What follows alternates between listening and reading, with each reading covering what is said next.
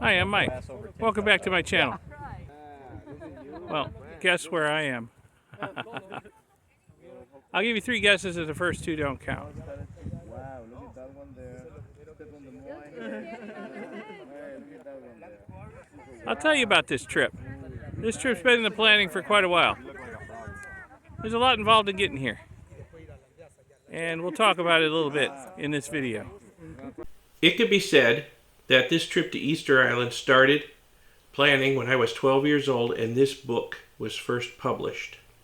I found this book when I was staying up with my grandparents in my grandfather's library. I was about 12 or 13 years old. And I was just fascinated by what was in this book, especially the section on Easter Island. Just absolutely fascinated. And I just pored over this book and I loved it. And I never got over the photos and the descriptions of the Moai on Easter Island. I just wanted to get there somehow, some way. I wanted to get there and see it all in person. So this has been a lifelong dream ever since I was a little kid. And looking at these photos, reading the descriptions, read everything I could find on Easter Island. And, watched the specials by Thor Heyerdahl on television that came out in the 70s and stuff. And just couldn't get enough of it. And just, wanted to go there in the worst way. And there's lots of other neat stuff in this book too. So there may be future trips to come out of it. But yeah, so that was the start of it all. My wife and I had planned a trip to Antarctica. And we were looking at things to do on the way back from Antarctica while we were in South America. And we wanted to go to some of the national parks down in Patagonia, like Torres del Paine and whatnot. But the logistics and frankly the expense of getting there from just about anywhere were, just outrageous. I mean, it was very difficult to get there. It's very expensive, very time consuming. And we were looking at alternatives. And just off the top of my head, I remembered my childhood fascination with Easter Island. I said, well, let's look at Easter Island. Maybe we can get to Easter Island. And surprisingly, it was easy and inexpensive by comparison to some of the other places we wanted to go to get to Easter Island. So that's what we did. We took off for South America, did our Antarctic expedition, and then on the way back, we went to Easter Island. Oh, and I'll put a link to the Antarctic expedition video in the upper right. You can check that out when you get a chance. I think you'll find it interesting too if you're watching this video. So let's get right into it and go to Easter Island. See?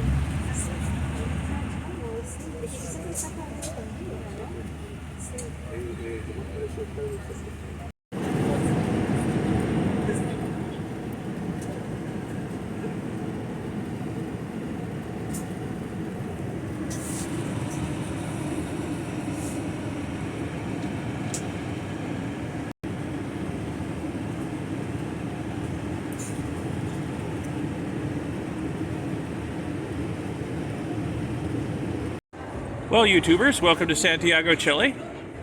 There's the 787 we just came in on. We're standing around working on our entry documents on our phones. And once everybody has theirs done, we'll head over towards customs and collect our baggage and head to customs. So, it was a very nice flight. Love business class. The only way to fly.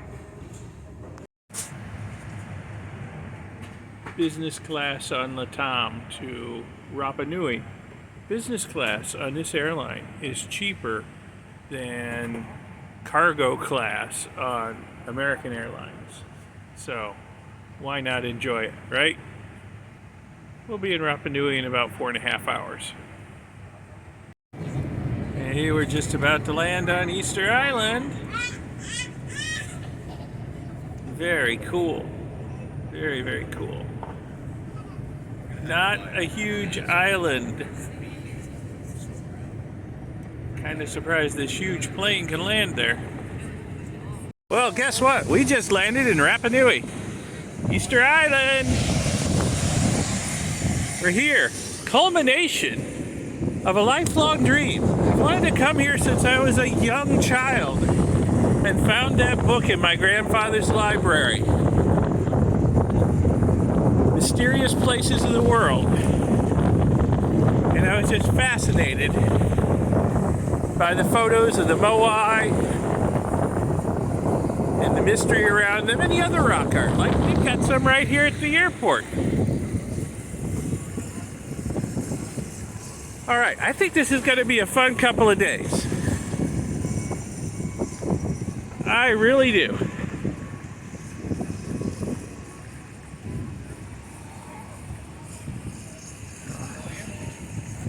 It's got a little bit of bureaucracy to go through to get out of the airport and get to our hotel. And then we should be able to sneak in a tour today before dark. Here we are. The hotel picked us up at the airport. Very nice of them. And this is it, Tuava Lodge. It's very cute, very quaint. I think we're going to enjoy our stay here. I really think we are. I'll give you a look at our room here shortly. But yeah, this is a nice place. Nice garden, walkways. Oh yeah. And our guide has just arrived. We're going to go on a little guided tour of the national park. So let me go get my paperwork and I'll give you a quick look at the room and we'll go on a tour.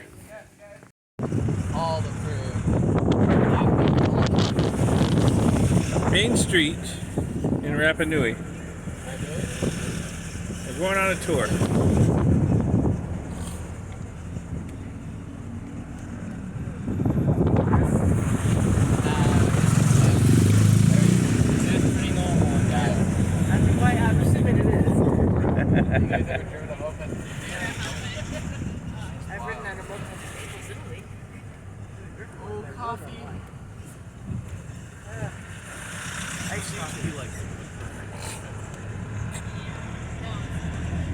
Brick streets, a little bit bumpy, but cool brick streets.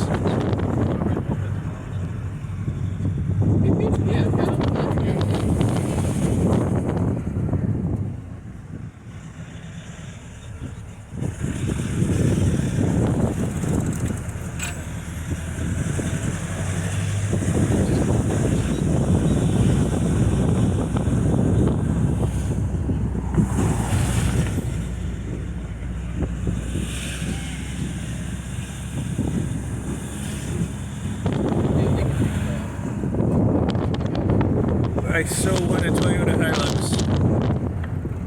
They are indestructible. Top Gear proved that.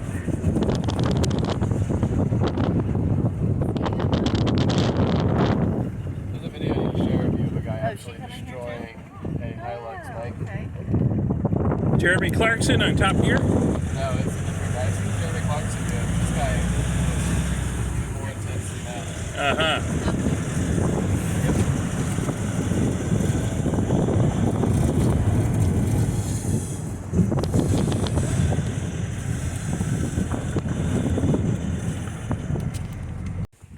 And oh, we're going to the caves. Okay, we're going to the caves. Come on, Mike, you don't even pay attention. This is your vacation. And we're going to see a lot of wild horses on the island.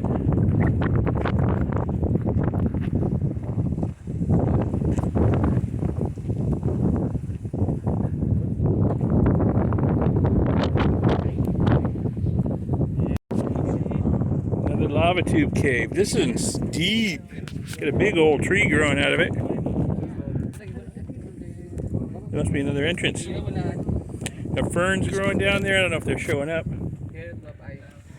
Oh yeah, there they are. Ferns. Oh, there's people. Perdóname. Probably 2 holes. Perdóname. ¿Puedo trepar en árboles? ¿Quieres bajar? Yeah, Oh, Joe trying to get a trip to the Rapa Nui ER. Yep. So, No picture of me, Mom? I got it. Ah, okay. so these holes in the ground here are entrances to the lava tube cave system that ends over where Joe climbed the tree. So the kids naturally are all eager to try to go through it and get down by the tree. Kids. Don't travel with kids if you can avoid it. Alright, we'll see what happens. Sooner or later one of them's going to get hurt. All my bad mouth of the kids. Well, I came down too. So we're actually going to go through this cave and see where it goes. Very cool.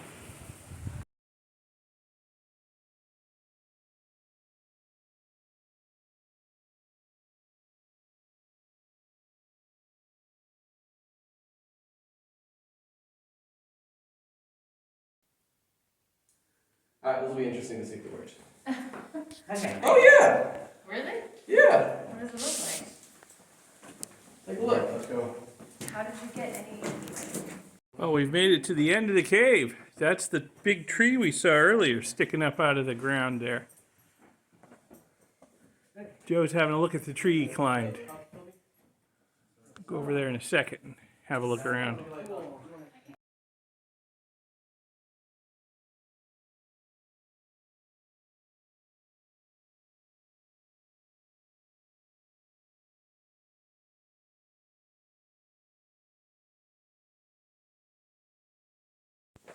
Now the skylight into the tube where the roof is collapsed, and we got a little garden growing down here. Very cool. Very cool.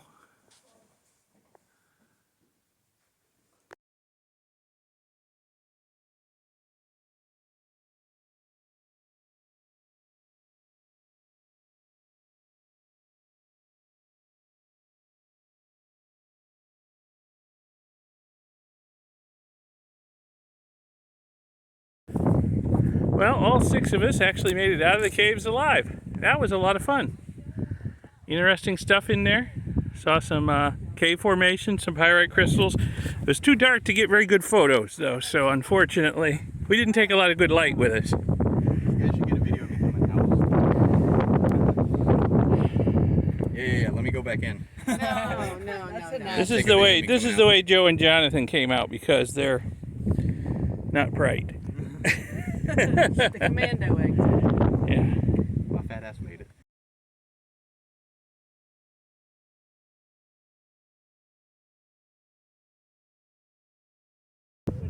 So here I am, standing in front of the 7 Moai. Wow, that's cool. Very, very cool. They won't let us get any closer than this, unfortunately, but I understand there's a lot of uncouth tourists who would want to carve their names or something on them. But very cool, very cool. Came halfway around the world to see these guys and the rest of them. Well, hey there, I'm here in Rapa Nui, in front of the 7 Moai, and I know I normally spend time behind the camera, and you can see why rather than in front of it, but John's offered to hold the camera, and well, these are the real stars of the show. Over here we came halfway around the world to see these guys and their brothers all around the island. So this tour is just getting good.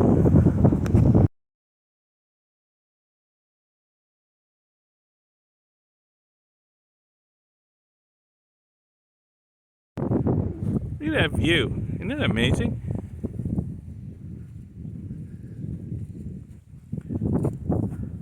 So our guide tells us they represented the ancestors of the people of the village. And they were always erected facing the village, like they are overlooking it, protecting it.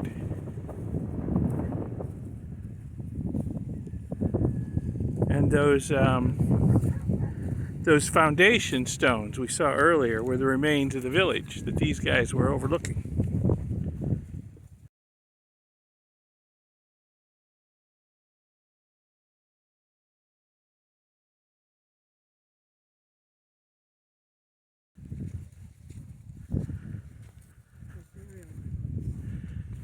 And the ancestors are also buried in the platforms, their bones and ashes. So, the The ancestors are here to overlook the people of the village and protect them. But then, when there was famine and drought, and they'd cut all the trees down, there was civil war, and people stopped believing in the Moai, and they pushed them over. And these have all been stood back up on their platform.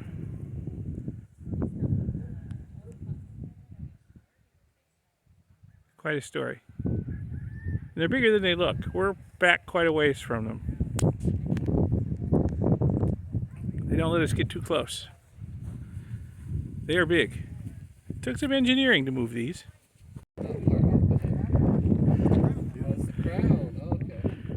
This is the quarry where they carved the top knots or hats that you see on some Moai. They are a recent addition. Most of the Moai are very ancient, but the top knot additions came fairly recently. And pardon me, I'm breathing a little heavy. It's a long climb up here to the quarry. That's a subjective call, Mike. For an old man with bad knees, it's a long climb.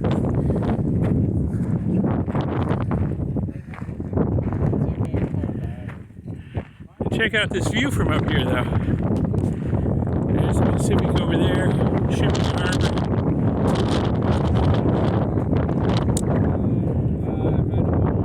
Beautiful up here. Volcanoes. And then the quarry crater over here. And they got the soft rock for doing the carving. They made them round very cleverly so they could roll them to the platforms and put them up on top of the Moai. And apparently they just carved them roughly round here, but as they moved them across the island, they got rounder and rounder as they went, until they were like perfect circles by the time they got into the platforms. Very, very smart. We'll see some more here in a little bit down the hill that are more or less completed, but were never moved to the platforms. So here's a bunch of the top knots or hats, basically completed but never moved to the platforms to be installed on the Moai. It was very late when this cult of the top knots happened, so this was all forgotten, I guess.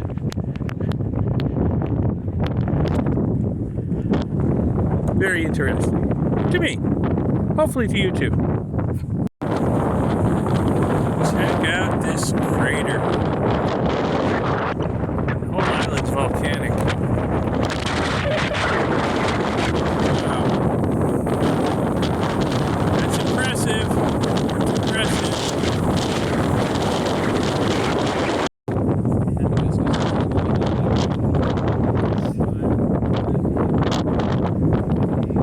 The view is amazing and the weather is fantastic. A bit breezy, but nice cool Pacific sea breeze.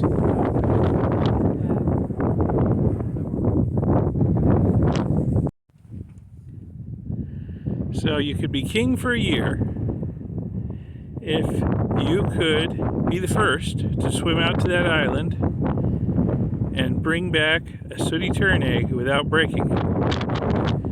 Oh, and by the way, you had to start from the top of that big volcano we just saw and ended on that big volcano we just saw, as well as swimming a couple of kilometers through shark-filled icy water and getting up onto that island with its really steep slopes in the surf and then get back. But hey, get rich or die trying, I guess. Birdman cult lasted until the Catholics came and put a stop to it. But yeah, you got out there, got the egg, and were the first back. You were Birdman, you were king for a year. Your word was law. It's the way they did things out here then. Post-Moai religion. 1,000 years or more after the making of the Moai. Things change.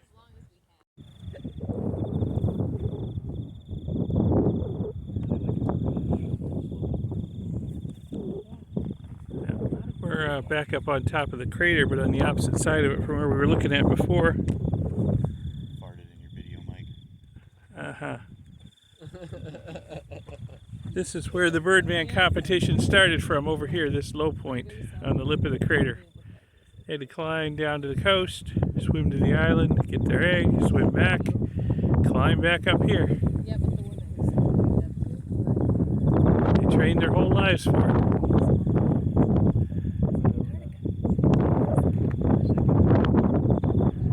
Amazing.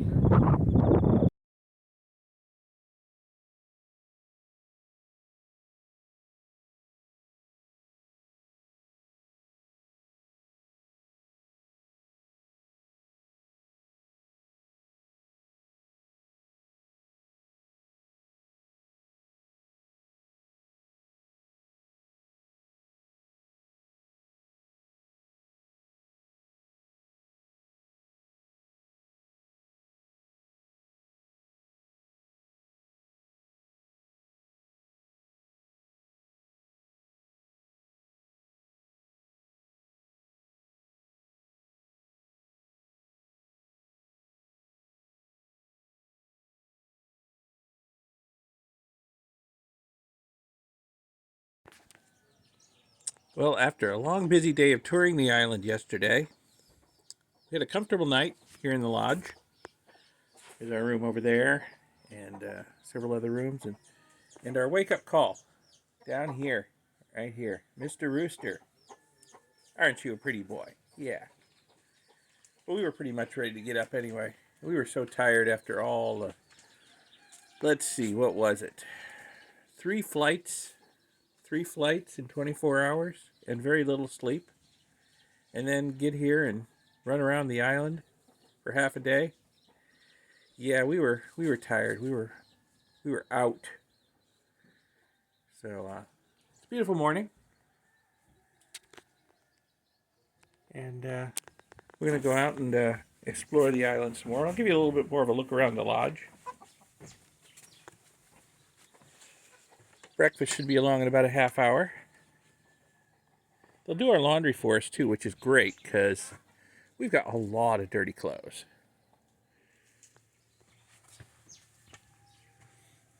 Now, as an astronomer, of course, I had to come out here and have a look at the night sky. And well, oh my goodness, it's amazing. The southern night sky, it's amazing. The Magellanic Clouds, much easier to see than they were from Tanzania on my last trip south of the equator. And they are big. They were low on the horizon when we were in Tanzania. Here they are quite high up, and they're very large. Oh, chicks! Look at that. Got some chicks. Yeah. Mommy. Aw. So, yeah, so that was cool to see the Magellanic Clouds so high up in the sky. They're big and they're bright. And I just wish I had the proper equipment to photograph them, but I didn't bring the proper equipment with me to photograph them. She's got chicks underneath her. She's sort of rooting them there. There's some little chicks under there. Oh, I see. Yep. Yeah. Keeping them all nice and warm. Yeah. It's a chilly morning. Mm-hmm. You know, Mama.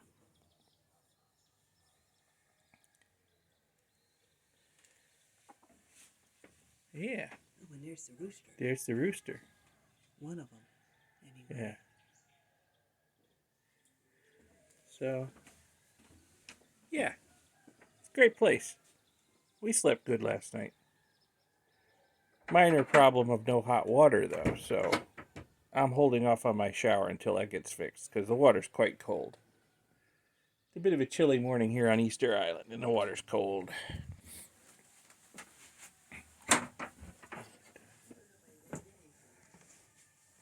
But my wife, who did the polar plunge in Antarctica, braved the no hot water and had a shower. Yeah.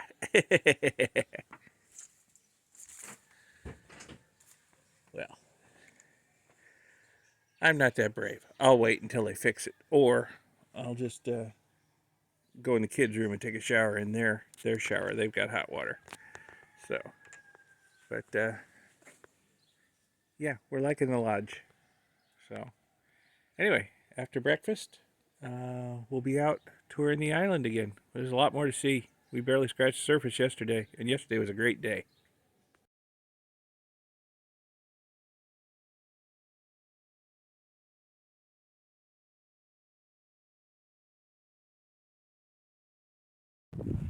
So let me ask you this: were the Moai modeled after specific people, ancestors, or something? They were. Well, what the Moai represent, it is that the most important person inside one family, and when that person died, the family carver start to make one Moai, because this guy here was a public quarry from all those different clans. They have a group of carvers. So when that person died, the carvers start to make this, and the family start to prepare the whole body inside a very specific process to get the bones. At the end of that process, they're looking for to get the whole skeleton body. What they believe, the spirit of that person is still living inside the bone. Oh. And they use the whole skeleton, fishing hook, needles, or talisman, just like a talisman, because the spirit are there. One piece of those bones keep it to them, and when they build this platform, they make a kind of a niche. So put the bones there, cover with the basalt foundation, and then the Moai sit there. That is the moment when the Moai received the life. I told you what's the spirit out there. What means the spirit? It is the life. So the life get inside the Moai rock, bring the life, and open the eyes of the Moai. To do what? To protect the people in front of them. That's the village. That's what's the meaning of the Moai.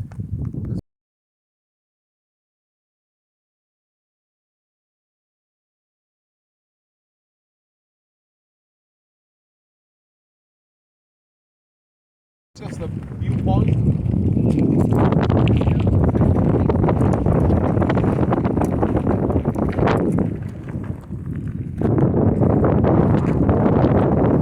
Hey, look at the Chimango cara on the Moai face.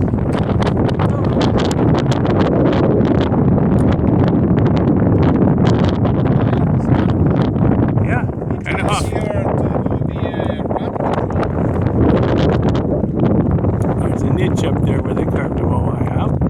There's lots of niches on the side of the hill where they carved the Moai out. They brought it down here. Yeah. You see on the other side, and we get closer, very close to one above. There's a couple down there. Well, there's actually quite a few. There's two over there that broke. There's one there that looks whole. There's one there that broke in half. There's another one over there that broke in half. Yeah, there's a lot of broken ones down here. They must have needed a lot of practice before they figured out how to move them without breaking them. Broken ones over there too. But eventually they got it down. There's hundreds of them scattered around the island. That time there's a lot of explorer came here. Yeah. 50s, 60s. Archaeologists to dig the Moais. I hope that they Getting everything. It isn't. That's why. did good and it didn't interfere with But it's did some. the process of life on the island too, you know? Well, that's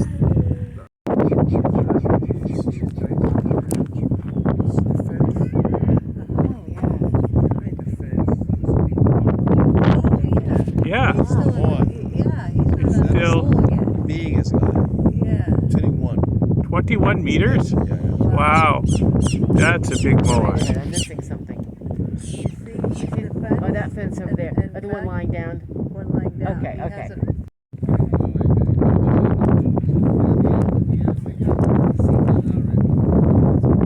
So that one up in the side of the mountain there that has not been taken out is 21 meters long. Wow. Some of these are big. You know, you're seeing like the top third or the top half on most of them. They're buried by all the material that's sloughed down off the mountain over the last 1,000 years. These are monstrous, monstrous statues. They're huge. Very huge. And like I say, you're seeing maybe the top third or half.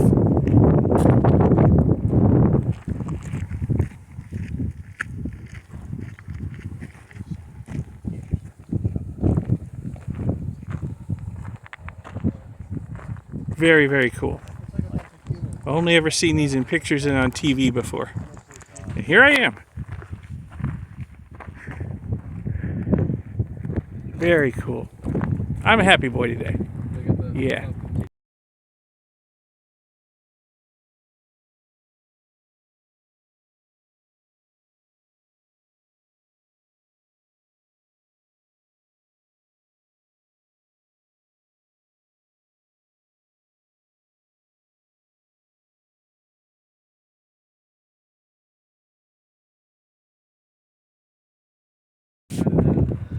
So here we are at the base of the big one that they never took out. The 21-meter one. Wow. Looks like the carving technique was similar to how the Egyptians did the obelisks.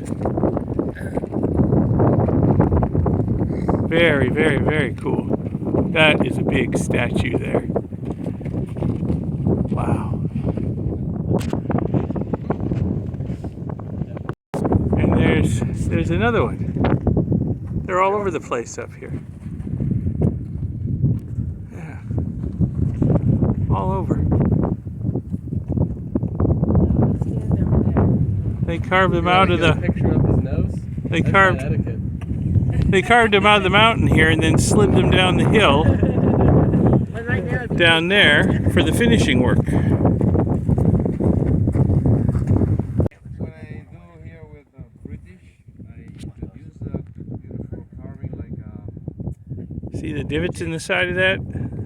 The Chilean army used them for target practice back when they first took over the island. Unfortunately, a lot of the Moai have divots in them like that from the Chilean army using them for target practice. they even is Easter, they the north. But the detail talking about so that guy wake up and he saw there that boat and very quick he get the tool and make the first pentagrams picture on that Moai. What he saw, he started to very quick carve there. So they carved these boats images on them Here, when Europeans started arriving. that's why he very quick to get the tool and started what he saw. Okay. And was a boat just parked there because if you see this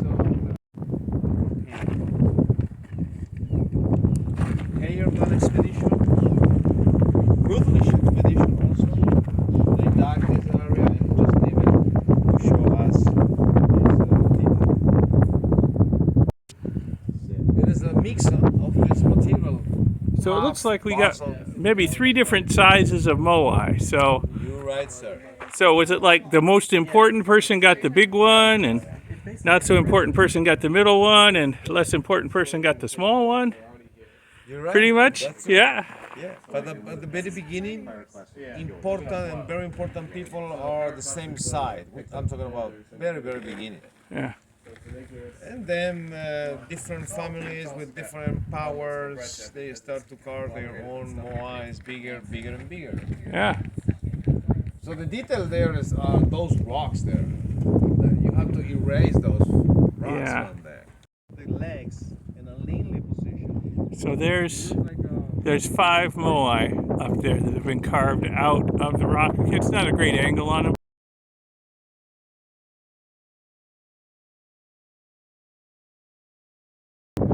the bottom one is totally ready, released from the rock, ready to come down the hill. And there's 4 more just above it. Something bad happened. They had to carve 5 Moai. A group of people must have died all at once. Interesting. The detail on this one's a little different. Much more rounded head and face. Yeah. And then down there, look at all the Moai on the platform along the ocean. We'll go there later. But yeah, I have to check out the profile on this guy too. Did you guys hear the discussion about the long ear, short ear tribes? No, sorry. Yeah, if you look at the Moai up on the hill, some of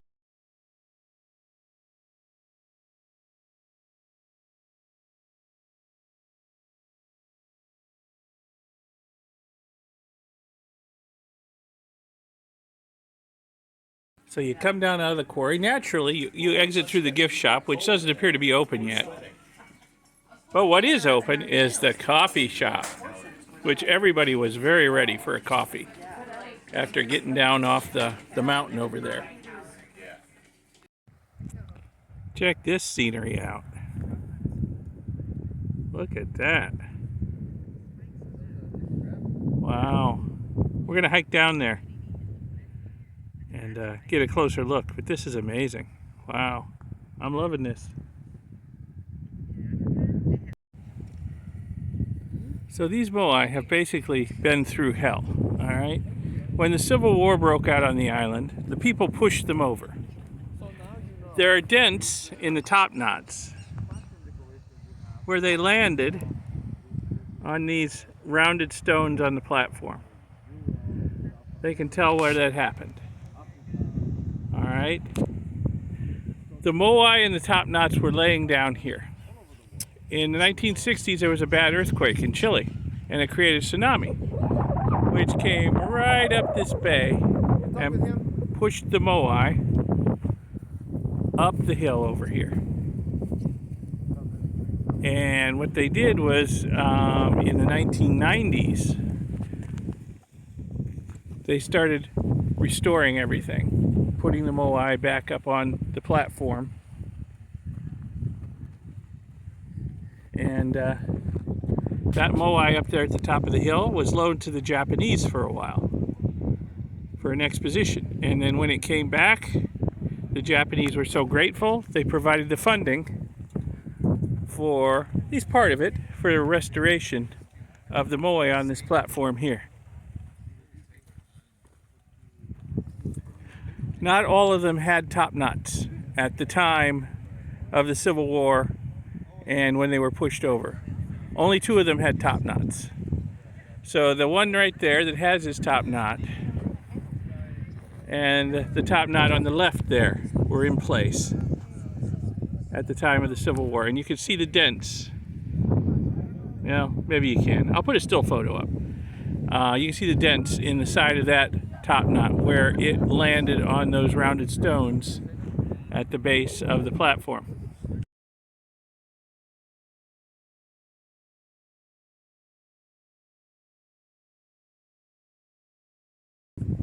The rest of the top knots were not ready to be placed yet. So they were not in place. They were sitting out here in the top knot yard when the Civil War broke out, and they never got put on the Moai. So the way our guide says it, the ones with the top knots were the VIPs. The ones with no top knots, they were just important. But the top knotted ones, they were the rock stars of the society back then. Whoever they were. A lot of names don't survive. There was no written language, oral culture, so it's hard to say. But wow, this is really, really cool. I'm loving every minute of this. This is great, and the weather is fantastic too, let me tell you. It's probably about, I don't know, 70 degrees with a nice breeze blowing in off the Pacific. It's wonderful. A little warm in the sun, but otherwise wonderful.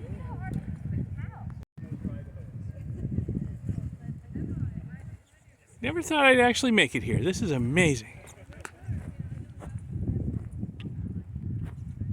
Wow. Can't get enough of this place. Wow. Just amazing.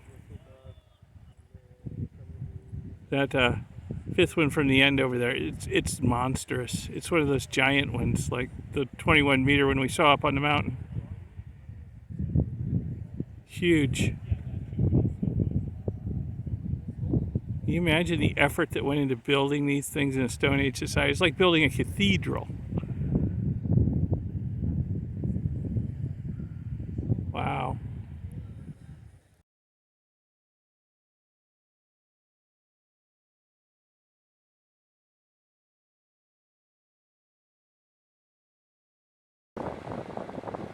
Just imagine a wall of water coming up this bay from that megathrust earthquake. Big enough to move these monsters hundreds of meters uphill inland. That was a heck of a tsunami. You know, there's a nice little house over here, right on the water, right in the shadow of these Moai. It's like, that would be great to live there till the next tsunami comes. Yeah, maybe not so much then. But wow, it's beautiful. Beautiful out there. So we're down at the beach. We're down at the beach. Leslie's gonna go in. I'm gonna go in maybe up to my knees. And look what's up the beach there. There's some Moai. So I'll have to go get pictures of them in a little bit. But first, we're gonna go sample the Pacific and see just how cold it is here on Easter Island. Every time I've ever been in the Pacific anywhere, it's been muy frio. So we'll see what it is here. I'll bet it's muy frio here too. Just as I thought, muy frio. My crazy wife though, she did the polar plunge in the Antarctic. Although I think she was in the water less than anyone else. She was in and out in about 2 seconds flat. Although I give her credit for even trying. But you know what? I didn't bring swimwear. I'm not going in any deeper than this. She looks hesitant. Just go!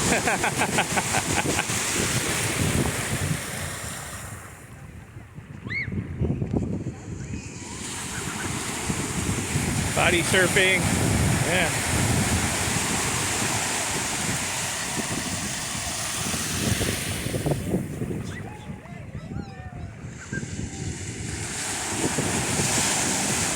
Good for her. She's having fun. She works hard. She needs a break.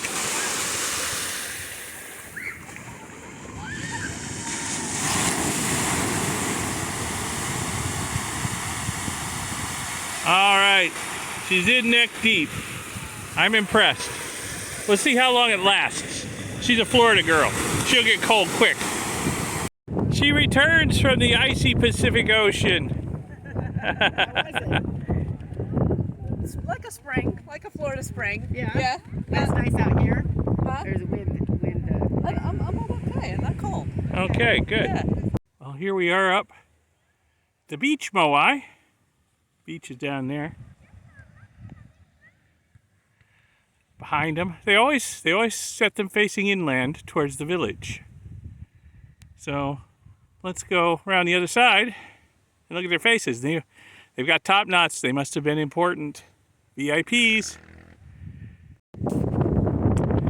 So here are the Moai from the front, facing away from the water. They're built on a tall platform as per usual, so can't really even see the water or the beach from here. Except a little bit over in the corner there.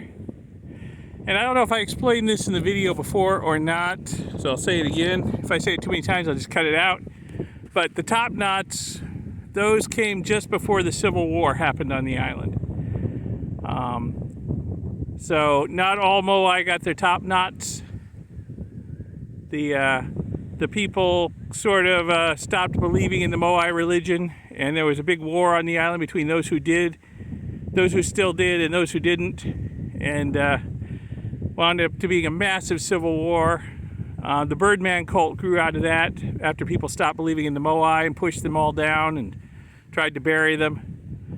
So Yeah, so not all the Moai got top knots. I think the people just decided they were working way too hard on these Moai and not getting enough in return, and there's a hawk. It just came in and landed on that headless Moai over there. Seen a lot of those. So, yeah, a lot of strife on this island. Those caves we visited, people took refuge in them during the war years. They built walls to narrow the openings, make choke points inside the caves so that attackers would have to come through like one at a time and could be dealt with.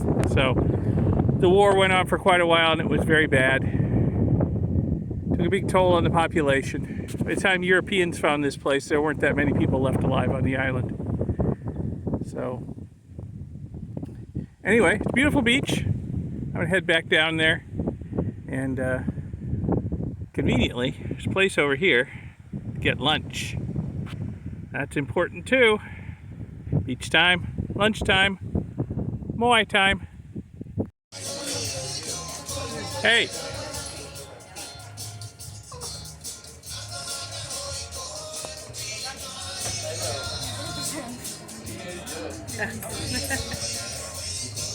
So we stopped for lunch. The kids were way ahead of us. They haven't made it to the water yet, slackers.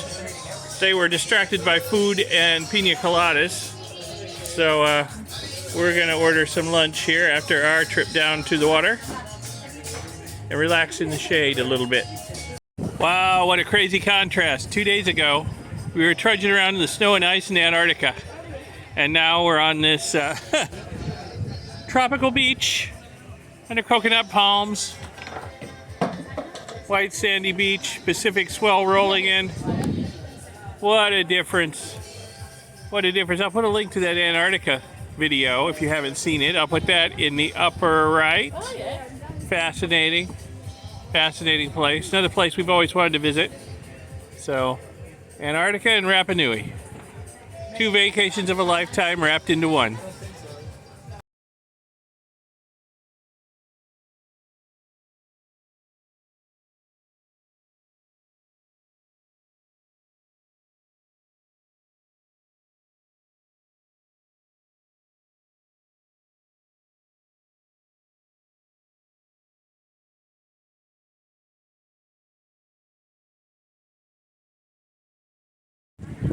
Okay, right in the middle of downtown, of really the only town on Rapa Nui.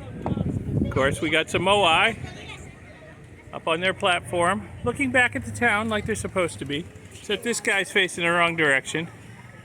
They obviously restored him wrong. Looks like he suffered some damage when they knocked him over too. Cemented him back together. So, right down here at the beach, in the middle of town, got Moai.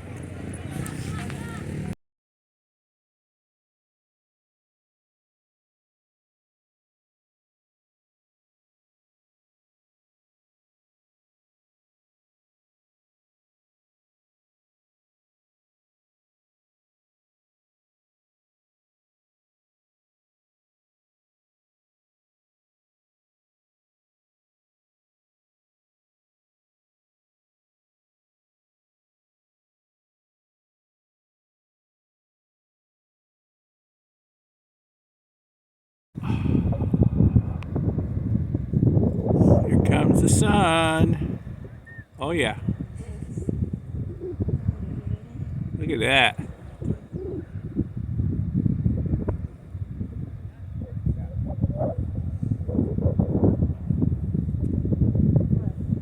Very cool.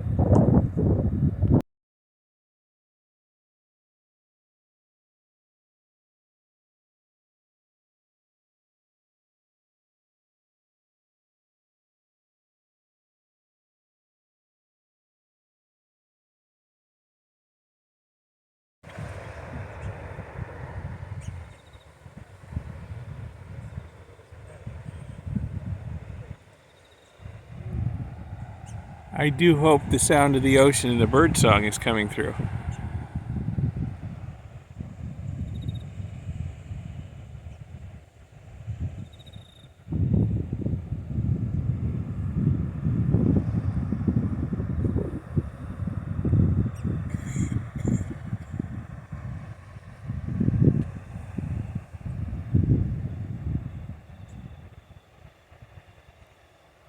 This has been an amazing adventure. Loved every minute of it. Every minute of it.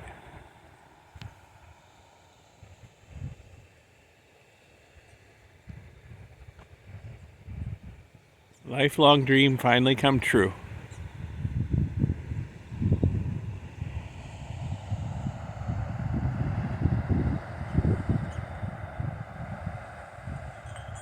This is an amazing place.